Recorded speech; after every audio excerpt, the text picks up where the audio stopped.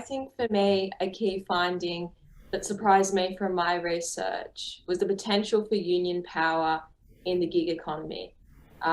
This gig economy represents this space that has so many challenges to unions' traditional sources of power. Workers are independent contractors. Often you don't have like a physical workplace you can go to organize.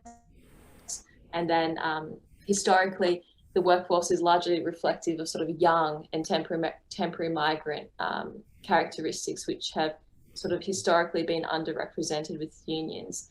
And despite all this, the findings I developed with my supervisor, Chris Wright, show that actually, although it is a very complex and challenging space, unions can work in this space to hopefully improve workers' labour standards.